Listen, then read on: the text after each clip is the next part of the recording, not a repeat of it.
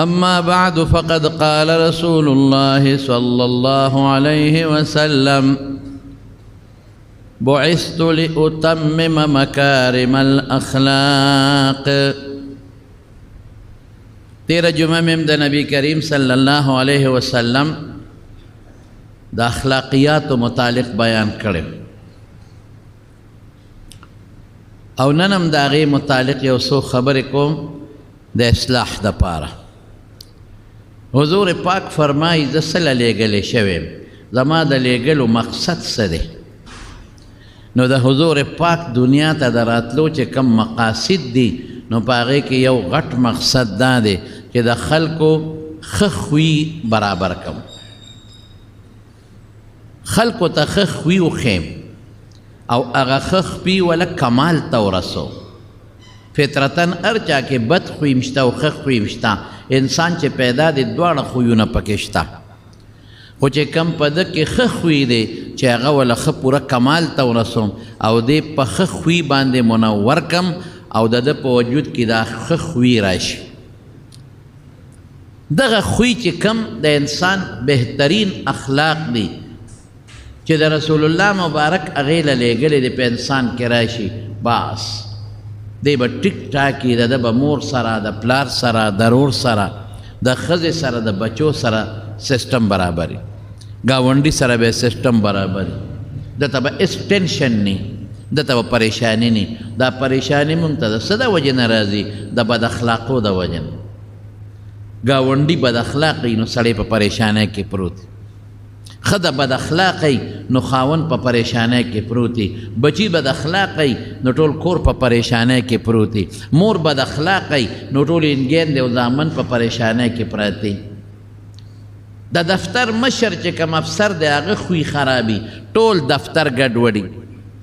یو کلاس فور چکم پین و تمم وایو کدا آگے خوی خرابی نو ٹول محکمہ خرابا دا خوی چراغی بس. دا صحاباو تا حضور پاک دقا بہترین خوی نخولیو او پاغی دی دا سے برابر کریو چی پا خدای قسم ٹول صحابہ یو بل سرا لکدرونو پشان پا زندگی کے پراتو نا دا خزو ٹینشنو نا دا بچو ٹینشنو نا دا استاز ٹینشنو نا دا شاگرد ٹینشنو اس پریشانی نوا خوشحالی باو اس خمونگ لچے سوک رازی سو کوئی دعا راتاو کا دعاو کو او سو کوئی یر دعا راتاو کا پریشانی دا منگوئی دا بس ٹک تا خوچے تا پوستیو کسا پریشانی دا ام دق کئی سوک دا خد نا فریاد کئی سوک دا زامنو نا فریاد کئی سوک دا گاونڈی نا فریاد کئی او دکاندار دا خپل نوکرانو نا فریاد کئی یر سوکم نوکر دا نیک نا فریاد کئی زمیدار دا مالک نا و مالک دا زمیدار نا دا طول ولی اخلاق خنشتا بد اخلاقی روانه دا پا خدای حضور پاک را غلی دنیا تا دے لدے دقا مقاصدو کہ یو گٹ مقصد دا دے چی خلقو تا خشتا خویو خیم ورچے دا صحابو نقشیو گورے دا اول ناخر پور نقشیو گورے اسپم ارسب برابر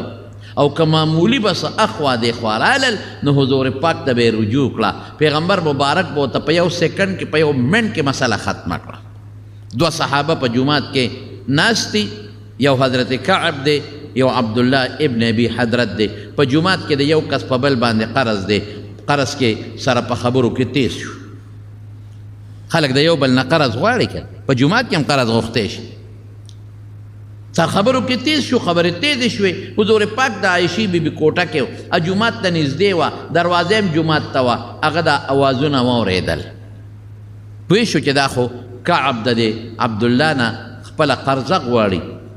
ابا یا وطا نیٹا تیغواری یا بسی گوروس دقا سی روت پا دروازہ کے وی اے کعبہ نیمے وطا پریدا گوتا وطا دا سکڑا نیمے پریدا اگوی دا اللہ رسول نیم قرض میں وطا پری خود ابل تاوی ورش آگا باقی نیمے والا ورکا وی سیب دا دے لارم باقی نیمے ورکی خبر خطا پی اومین کی خبر اخلاص او فرمائی حضور پاک ہم ستا پچا باندے قرض دا نیٹا دا غواری ورکا نیٹا او کاغذ سرنی نو پریدا وطا یا وطا سکامی کا خبر اخلاص شو دتا موی چه قرض غواری پا خطریقا غوارا پا کنزلو مغوارا په جګړو مه غواړه په ښه طریقه، لیکن هغه بل ته م وایي چې تم په ښه طریقه ورکه، ټال مټول مه کوه. نن موږ چې قرض غواړو هم نو په کنځلو په سختۍ غواړو، خو لا قرض غوښتل ګزاره کوي، خو چې چاله دې ورکه واه واه واه بس د مور پی شو. نن چې ورته دا دې وویله هلکه دا پیسې راکراله در به کم کنه، او چې در نه راشي او غواړي دنه نو خو دا ته بیا دا چینګه خوله ګوره، خوله به درته کوپی کې نو ښه بچي نه نو قرضدارې به تنګی او ته مې وروره په چا مېړه نه خطه او تاله رالم ما سره لږ امداد وکړو دغه ټانټې خرڅومه او دغه ټانټې په سلو کسو خرڅوي او دا در کوم او دا در کوم او دا در کوم، نو چې 1000 روپۍ ورکې هغه نیټه راشي خلک ورته 2-3 ورځې هم ګوري ورشي هغه پیسې راکړه در به کم کنه، هغه خوله لاړه بل شان شو، شکل بدل شو. چې بیا ورته وي مړه نو صدا خو 100 روپۍ ګوټې دي که نه په مخه دی غشتې ما خدایه پاکه پرون خو دې د خولې نه د الدین کاکا چراغ جوړ کړی، ډیوره جوړه کړې وه، نن خو د خولې نه د ګولډانګ سپي خوله جوړه کړه، نن خو دې جګړه جوړه کړه ما سره. هلکه نیمې مې درته پرېښودې ځه دا نیم بس کار وشو که خیري دا نیمې به کله راکې خو چې څنګه دغه نیمې خلاصه شو داسې به دا نورې نیمې هم خدای خلاصه کېږي. قرض ورکول نشته، بد اخلاقي شروع په هغې جګړه شروع چې ډزې پکې وشي، په هغې ورشي پټۍ تې ونیسي ډزې پکې شروع شي، په هغې ورشي موټر تې ونیسي جګړه جوړه شوه، په هغې کې د زوی وتښتئ داسې هم پکې ډېر شوي دي، رور ته وتښتئ برمته وتئ دا برمته کې جګړه جوړه شوه. ولې قرض مې ورکړی، ځکه خو زموږ دا یو مقوله ده د عربیانو، هغه څه وایي وایي قرض مقراض المحبت، مینه قینچي کوي وایي مینه ختمی، ورکې به ښه په او ورکوي قرضداري له بلکل ښه خبره چې ورکې، خو چې قرضدار یم ته څنګه عمل کې په سنتو چې هغه بیا په سنتو عمل وکړي او خپل شی واپس کړي. په خدای نن ډېر زیات حالات خراب، خصوصا په دې پراپرټو کې ځمکه در باندې خرڅه کړي، هلکه دا مې در باندې دا راکړه دا ځمکه راله راکړه، پیسې به کله راکړي په 1 کروڑ روپۍ، پیسې 6 میاشتې پس دیم د 15 لکو په 1 کروڑ خرڅه کړي، دا هم داسې د خدای دپاره نه کوي. دته هم پته چې شی د 15 لکو دی او 40 لکه ګټم، شی د 1 لکو دی 10 لکه مفتو کې ګټم او 6 میاشتې به د نیټه شي که نه 6 میاشتې پس یو پسې ورشي پورې جرندی سړی بیا نه سړی څه شو یاره په هغه په یو قرضداري راځي خو پته نشته کړی وړی. نن دلته شپه سبا په کشمیر کې بل په کراچۍ کې یو ځای بل ځای چې لټې نو په هغه د په شان د سوونو خلکو کورونه پورې بیا په جرګو پسې ګرځي، یاره جي دغه زمانه خو ځمکه ورکړه هغه خو انتقاله خو یې را خرڅه کړې ده او دغه زمانې پیسې نیولې. دا نن سبا پردو پیسو ته خلکو او په سودونو ګورې یاد ساتئ، سودونه څنګه دي؟ ګاډۍ والي د بل نه هلته پیسه پې پورې ده، شوروم کې به ګاډۍ والي د بل نه په 6 لکه روپۍ په نغدو به هم په هغه شوروم والا په 15 لکه خرڅ کړي، په قرض یې په 6 واخیست او په هغه شوروم والی په نغدو په 15 لکه خرڅ کړه، 15 لکه پې د هغه پاتې شوې، په قسم دی چې سود دی، ده ګناه ده. نشته نبوي اخلاق، د پیغمبر تعلیمات نشته په دې عملو کې، کمه خوره که نه پردې حق ولې په ځان پرېږدې؟ قبر ته او قیامت ته پردې حق ولې وړې؟ لږه وخوره که نه کمبخته موټر مه ګرځوه که نه په سایکل وګرځه، موټر کې مه ګرځه که نه بنګله کې موسه په کچه کور کې اوسېږه که نه. خلکو سره سیالي ولې تربور سره کوي؟ نو هغه خو محنت کړی دی، هغه زوی خو تعلیم کړی دی، تجارت کړی او ته دغسې ناستی دی یو بل نه په دغه دوکو داکو باندې پیسې راغونډی، ګناه ده، په خدای قسم ګناه ده. نو قرض به ورکې هم ورکه، خو وګوره و دې سړي ته وګوره هر چا باندې نن سبا مه ورکوه. او بیا رسول الله مبارک فرمایي چې ته قرض هغه سړي له مالک له ورکې په ښه طریقه ورکړه، مه تنګوه، هغه سره ظلم مه کوه، هغه سره زیاتي مه کوه. نیټه دې راله د نیټې نه مخکې بله خپل شی تیار کړه، جنګ به ختم شي اسبني. رسول الله صلی الله علیه وسلم د حضرت جابر نه اوښ واغېسته، اوښ واوره په قرض یې ترې واغېست، هلکه راوله اوښه چې کله زه مدینې ته لاړ شم اوښ راوله. حضرت جابر وی هغه اوښ مې نه خوښه، په لاره ته د تلو وی نو په یو سفر کې روانو وی ما به وهوس اوښ د تلو نو وی شاته نه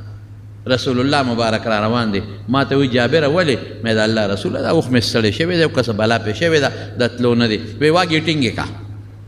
مې واګې ټینګې کړه وی شاته نه حضور پاک په چوکه باندې داسې لږ غوندې ووه وی چې وی و داسې طاقت پکې پیدا شو چې د ټولو څارونه مخکې روان شو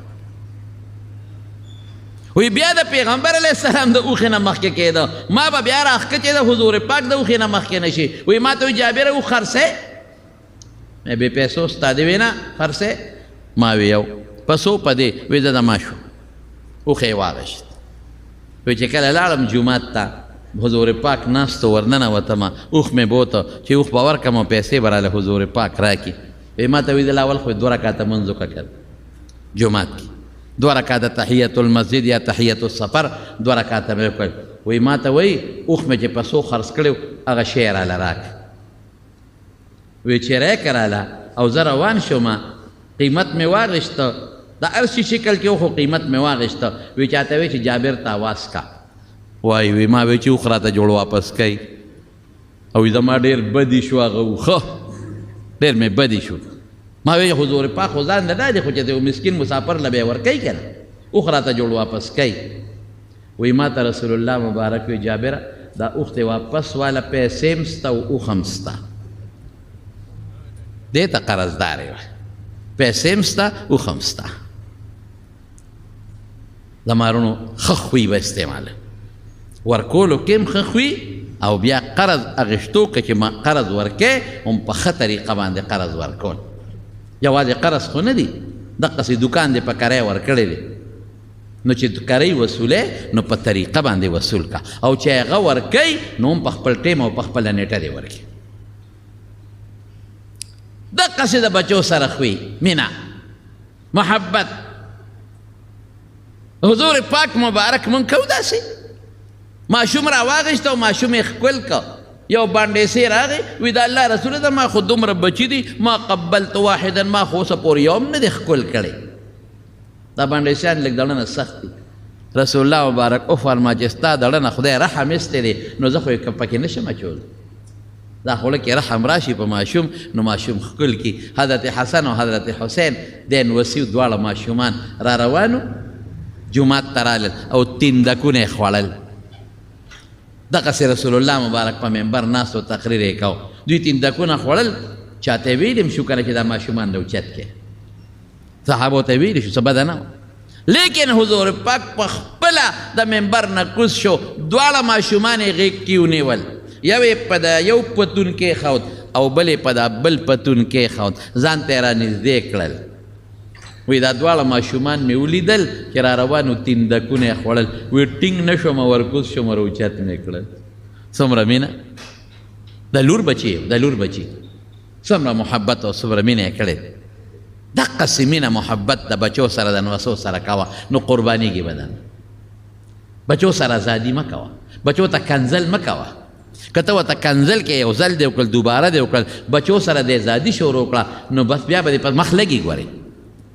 ښځې سره به داسې ازادي نه کوې که ازادي دې ورسره وکړه قسم دې دا ښځه دې په مخ بیا لګي د اخلاقو زندګي تېره کړه بس کافرانو سره صحابه روان دي په یو لاره باندې د یمن د یو قوم مشر و سمامه هغه روان دی عمرې له عمرې خو به د کافرانو هم کولې د جاهلیت په طریقه به یې کولې صحابه ونیوه ګرفتار یې هغه یې پېژنده چې د لوی قوم مشر دی ګرفتار یې کړو مسجد نبوي ته یې راوست چې راوست د جومات یو ستن و هغه پورې وتړه قیدي دی کافر دی رسول الله صلی الله علیه وسلم ته اطلاع شو چې سمامه د اسال زوی هغه مو نیولی صاحب راوستی م دی د ستنې پورې م تړلی داسې هر سړی به یې نه نیوه خو چې چا به د مسلمانانو سره او صحابو سره ظلمونه کړي چا به زیاتي کړي نو چې دشمن ونوینې خو دغه لوبې به ورسره کوې حضور پاک وله راغی ورته کېناسته ما عندک یا سمامه سمامه لکې دې څه پراته دي څه سوچ دی څه خیال دی وایه هغه ورته 3 خبرې وکړې وی د الله رسوله یوه خبره خدا ده په زړه کې مې دا سوچ دی چې ان تقتلته که ته ما وجنې لکه ما به یا وجنې نو ګورې د وینې خاوند به مړ کې اونه که پرې کې بچي به راوباسي ما که مړ کې خو ختمه شوه نو وینه ولې تویې او دویم دا که ته ما وجنې نو ګورې د لوی وینې خاوند یم د قوم سردار میم وینه مې وړه نه ده ګورې تپو